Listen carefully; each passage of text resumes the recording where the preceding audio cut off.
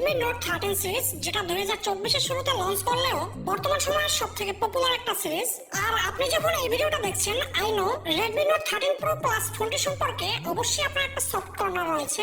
Redmi Note 13 Pro Plus ফোনটা launch করার সাথে সাথে বাংলাদেশ মার্কেটে অ্যাভেলেবেল হয়ে গিয়েছিল, যার দামটা ছিল অনেক হাই, অ্যারাউন্ড 48 থেকে 50,000 টাকার মতন, যেটা অনেকেরই সাধ্যের বাইরে ছিল। But right now Redmi Note 13 Pro Plus ফোনটার দাম অনেক কম করা হয়েছে, আই মিন অ্যাডজাস্টেবল একটা প্রাইসের মধ্যে চলে এসেছে। তবে সবার মনে একটাই প্রশ্ন, বর্তমান প্রাইসে এই ফোনটা কি সব থেকে বেস্ট? মানে Xiaomi শুরুতে যে এতটা হাইপ ক্রিয়েট করলো Redmi Note 13 Pro Plus ফোনটিকে নিয়ে, সেটা কতটা কার্যকরী?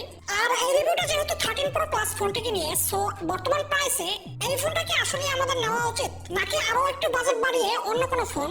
সম্পূর্ণটা জানবো আজকের এই ভিডিওতে। সো মাই ব্রাদার, আমাদের এই ভিডিওটি ভালো লাগে অবশ্যই একটি লাইক ও আমাদের চ্যানেলের নিয়মিত আপডেট পেতে চ্যানেলটি সাবস্ক্রাইব করে সাথেই থাকুন।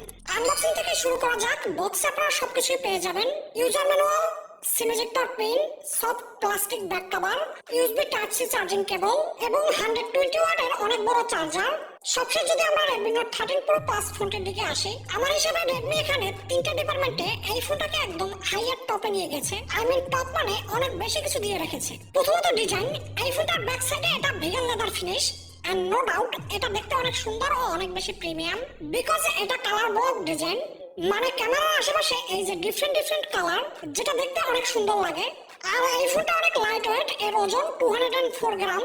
তাছাড়াও থাকছে ইন ডিসপ্লে ফিঙ্গারপ্রিন্ট স্ক্যানার, যেখানে হালকা টুইস্ট রয়েছে।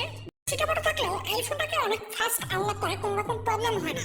আর দ্বিতীয়ত Xiaomi এখানে ইন ডিসপ্লে ফিঙ্গারপ্রিন্টের মধ্যে হার্ট রেট মনিটরিং এর ফিচারসও দিয়ে রেখেছে। তবে বেস্ট পার্ট, এই ফোনটার যে স্পিকার সেটা ডুয়াল স্টুডিও, সাথে ডলবি অ্যাটমসফিয়ার সাপোর্টও দেওয়া হয়েছে, অনেক সুন্দর একটা সাউন্ড প্রোভাইড করে। তাছাড়া এইরকম একটা প্রাইস পয়েন্টে হ্যাপটিক ইন জেনারেল খুব বেশি একটা বেটার পাওয়া যায় না, বাট এইটাই ঠিকঠাকই রয়েছে। আর টিপিক্যালি রেডমির প্রত্যেকটা ফোনেই তো আইআর ব্লাস্টার থাকে, তো টিভি ও এসির রিমোট আলাদাভাবে খুঁজতে হবে না। আর এনএফসি সাপোর্টও থাকছে। ওভারঅল সবকিছু মিলিয়ে বললে আমার মনে হয় রেডমি এখানে ডিজাইন সহ আউটসাইডের সকল ফিচার্স তাদের বেস্ট দেওয়ার ট্রাই করেছে। আর এই সেম জিনিসটাই আমি ডিসপ্লে ডিপার্টমেন্টেও বলবো, কারণ এখানে থাকছে ভিক্টাসের প্রোটেকশন। গোল্ড গ্লাস ভিক্টাস অনেক প্রোটেক্টিভ একটা গ্লাস। আর এই ফোনটা Redmi Note সিরিজের প্রথম ফোন যেটা কার্ভ ডিসপ্লে নিয়ে এসেছে। এটা একটা ভালো দিক, বিকজ Xiaomi এইরকম প্রাইস পয়েন্টে কার্ভ ডিসপ্লে প্রোভাইড করতেছে। এর রেজোলিউশন 1.5K, অনেক শার্প একটা ডিসপ্লে। তাছাড়াও এটা 6.67 ইঞ্চি 3D curve AMOLED panel, 120 hertz এর রিফ্রেশ রেট দেওয়া হয়েছে। এর পিক ব্রাইটনেস 1800 নিটস, যেটা প্র্যাকটিক্যালি আউটডোর ভিজিবিলিটি ও ডাইরেক্ট সানলাইটে বেশ ভালো একটা ব্রাইটনেস প্রদান করে। আর মোস্ট ইম্পর্টেন্ট, কন্টেন্ট ভিউইং এক্সপেরিয়েন্সের ব্যাপারে বললে এখানে ডলবি অ্যাটমসফিয়ার সাপোর্ট থাকছে, যেটা থেকে নেটফ্লিক্স সহ ইউটিউবে 4K ভিডিও অনায়াসেই প্লে করা যায়। এবার যদি আমি এই হাইয়ার টপের কথা বলি, যেটা আমি প্রথমে বলেছিলাম, এখানে ডিসপ্লে ও ডিজাইন তো থাকছেই, যেটা সব দিক থেকে বেস্ট। আর 3 নং, যেটা হলো এই ফোনটির ব্যাটারি ডিপার্টমেন্ট। এখানে থাকছে 120 ওয়াটের চার্জার। এটা থেকে Xiaomi ক্লেম করছে মাত্র 19 মিনিটের মধ্যেই এই ফোনটাকে ফুল চার্জ করা যায়, খুবই ফাস্ট চার্জিং। আর এই ফোনটার মধ্যে থাকছে 5000 mAh এর অনেক বড় ব্যাটারি। তো অনায়াসেই বলা যায় ব্যাটারি ব্যাকআপ ও চার্জিং টাইম নিয়ে ভাবতে হচ্ছে না আপনাদের। ইনফ্যাক্ট আমার মনে হয় এই তিনটা ডিপার্টমেন্টেই Xiaomi ট্রাই করেছে তাদের বেস্ট কিছু প্রোভাইড করার। সফটওয়্যারের কথা বললে এই দিয়ে MIUI এর সাথে, তবে রাইট নাও আপডেট হয়ে HyperOS 14 মানে Android 14 এ রান করছে এই ফোনটি। বাকি এই ফোনটিতে কিছু প্রি ইনস্টল অ্যাপ রয়েছে যেগুলো আনইনস্টল করা যায়। আর এই ফোনটার যে পারফরম্যান্স, সেটা নিয়ে আমার কাছে কিছু পয়েন্ট রয়েছে। সবার প্রথম আপনার এটা জানা উচিত, এই ফোনটার মধ্যে থাকছে মিডিয়াটেকের Dimensity 7200 আলট্রা চিপসেটটি। এর অন্তত স্কোর প্রায় 7.5 লাখের আশেপাশে। অবভিয়াসলি এটা ডিফারেন্ট একটা স্কোর। আর গিগবেস স্কোর 1102/2712। আর সিপিইউ থ্রটলিং একদমই ছিল না, সো নো ডাউট এফিসিয়েন্সি ও thermal throttling management all okay. আর এই সকল বেঞ্চমার্ক স্কোর দেখার পরে একটা জিনিস একদম ক্লিয়ার, যে এই ফোনটি থেকে নরমাল যে টাচগুলো রয়েছে, আই মিন মাল্টিটাস্কিং সহ যে কোনো অ্যাপস ওপেন এবং ক্লোজ ইজিলি হয়ে যাবে।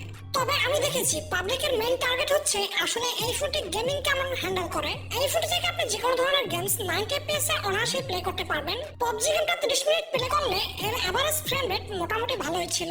ওভারঅল আপনি যদি একজন মোটামুটি মাপের গেমার হন, তাহলে এই ফোনটা আপনার জন্য একটা বেটার চয়েস হতে পারে। আর যদি এর থেকেও বেটার পারফরম্যান্স পেতে চান, হালকা বাজেট বাড়িয়ে বাকি অপশন ট্রাই করেন। এই ফোনটি রাইট নাও বাংলাদেশ মার্কেটে মোট 2টা RAM ভ্যারিয়েন্টে পাওয়া যাচ্ছে, 8GB 256GB ও 12GB 256GB স্টোরেজ, যেটা ইন্ডিয়ান গ্লোবাল। আর এর দাম রাখা হয়েছে 8GB 256GB স্টোরেজ ভ্যারিয়েন্টের 37,990 টাকা, আর 12 12 GB 256 GB 39,990 টাকা। তবে এই ফোনটার চাইনিজ গ্লোবালটাও বাংলাদেশে অ্যাভেলেবেল রয়েছে। 12 GB 512 GB স্টোরেজের দাম 35,990 টাকা। সবশেষ যদি আমরা এই ফোনটির ক্যামেরা সেকশনে আসি, ব্যাক সাইডে 200+8+2 মেগাপিক্সেলের ক্যামেরা সেটআপ থাকছে। পিকচার কোয়ালিটির কথা বললে 200 মেগাপিক্সেলের পিকচারে এনাফ ডিটেইলস পাওয়া যায়। ইনফ্যাক্ট রেডমি এখানে 4x পর্যন্ত জুম দিয়েছে, আর অবভিয়াসলি এটা অনেক কার্যকরী, যেমনটা আপনারা দেখছেন। আর একটা জিনিস, আপনি যদি কোনো সাবজেক্টের পিকচার নেন তো ব্যাকগ্রাউন্ডে ন্যাচারাল ব্লার চলে আসে। ইনফ্যাক্ট কিছু কিছু পিকচারের টেক্সচার রিটেল করে ফেলে। পোর্ট্রেট মোডেও এজ ডিটেকশন খুব সুন্দর। বাকি অবভিয়াসলি যে কোনো স্মার্টফোনের ক্যামেরা 100% পারফেক্ট হয় না, বাট বাজেট অনুযায়ী আমার মনে হয় এটা ঠিকঠাকই রয়েছে। বাকি যে 8 মেগাপিক্সেলের আল্ট্রা ওয়াইড, সেটা ফটো পাওয়া যায়। লো লাইটে পিকচারের কালারস ব্রাইটনেস খুব ভালো আসে। আর আপনি যদি একটু ঠিকভাবে দেখেন, পিকচারের ডিটেইলসও কিন্তু অনেক বেটার পাওয়া যায়। ভিডিও পারফরম্যান্সের কথা বললে ব্যাক সাইড থেকে 4K তে ভিডিও রেকর্ড করা যাবে, যেটাকে আপনি একটা ডিসেন্ট আউটপুট বলতে পারেন। ফ্রন্ট সাইডে থাকছে 16 মেগাপিক্সেলের সেন্সর, যেটা থেকে সোশ্যাল মিডিয়ার রেডিয়েট ছবি পাওয়া যায়। ভিডিও রেকর্ড করা যাবে 1080p তে। সবশেষ দেখুন, বর্তমান প্রাইসে এই ফোনটা কিন্তু একদমই খারাপ কিছু অফার করছে না। আপনারা যারা মিড রেঞ্জ বাজেটের মধ্যে একটা ফ্ল্যাগশিপ ফোন খুঁজছেন, হ্যাঁ একদমই আলট্রা ফ্ল্যাগশিপ তেমনটা না, আপনারা যারা মিডিয়াম ইউজার রয়েছেন, লাইক দেখতে সুন্দর একটা ফোন চালাবেন, মাল্টিমিডিয়া অনেক কনজিউম করেন, হালকা পাতলা গেমিং এর পাশাপাশি টুকটাক ফটোগ্রাফির শখ রয়েছে, তাদের জন্য আমি মনে করি Redmi Note 13 Pro Plus ফোনটা একটা বেটার চয়েস হতে পারে।